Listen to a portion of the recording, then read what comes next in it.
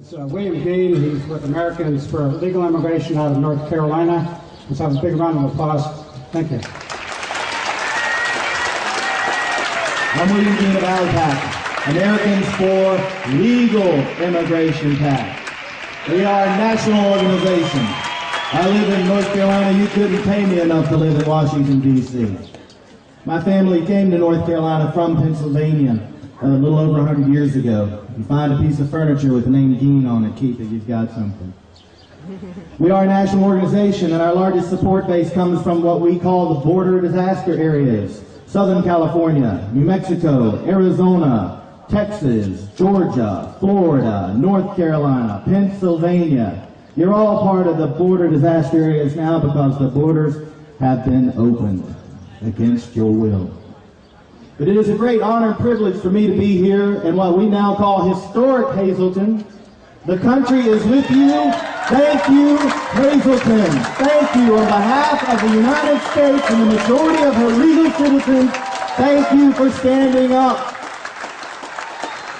We know the country is with you.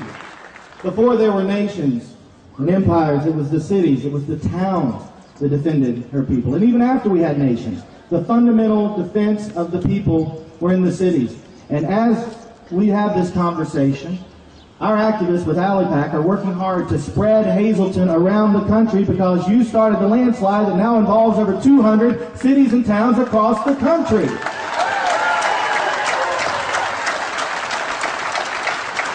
We need it to be 2,000 next week. Now, I want to talk about crime and disease for a second because I understand that your city council and mayor have faced some criticism over, do illegal aliens cause more crime? Go ahead and laugh a little louder. Do you know the answer to that question? It's common sense, but let me tell you how easy this was. I picked up the phone on the way here today and I called our press director, Mr. Palmer, and I said, Jim, give me the per capita murder rates to some of the countries to the south of us. I want to know where they're at compared to the United States. And topping the list as the most dangerous nation on the planet is Colombia, whose murder rate per 1,000 people is approximately 15.3 times higher than the United States of America. That's 1,530% higher. Let me ask you a simple question. If you bring in 1 million people from these countries, is it going to increase your crime rate? Yes. It makes common sense. And matter of fact, the rates of criminality, you've got people, we judge people in America not based on their gender or race or religion. We judge people on what you do. And illegal aliens have broken a series of laws. They broke the law when they crossed the border. They broke the law when they stole your identity, wrecking your life. They broke the law when they took a job they weren't supposed to have and made a lawbreaker out of their company. These people have shown a pattern of disrespect and a pattern of criminal behavior coming from gang rule areas where there is no law. And that is what our nation is becoming like, because it's common sense that when you inject that into a nation, that's what your nation becomes like. And let me tell you, in Mexico and Point South, the other crimes are off the Richter, and rape and gang rape are so prevalent that we don't even know the scale of it because they don't even report it. They don't even report it in lots of places when the gangs steal their children to be sold into sexual slavery. And it's not because the mothers and fathers of Mexico don't love their children.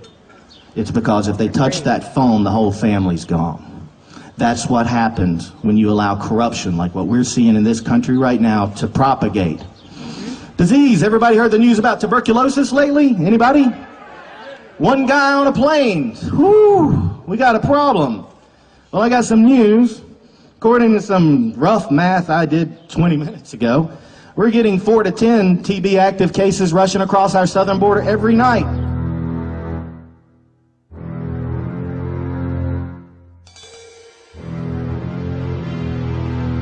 How did I get this number?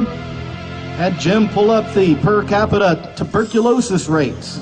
In America, we have about 3 cases per every 100,000 people. In Mexico, it's 27 cases. In Honduras, it's 99 cases. That's 33 times the U.S. rate, 3,300%. In Ecuador, where we get quite a few illegal aliens, 202. That's approximately 67 times the tuberculosis rate in the United States. Does it make common sense that if you have 1 million people coming from Mexico and Ecuador, that your TB rates are going to go up? Yes. Hazelton, do you want the nation to hear you? Yes. Do you want these sellout senators to hear you? Yes. Do you want George Bush and Michael Chertoff to hear you?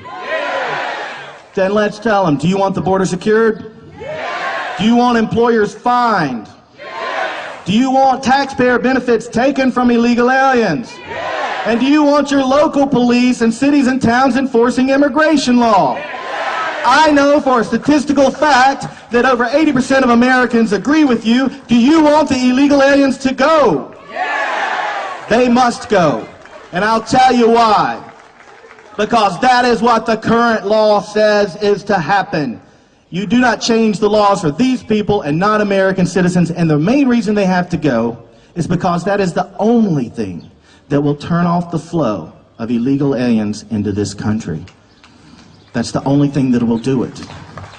You must have immigration enforcement credibility. And George Bush, you have no immigration enforcement credibility.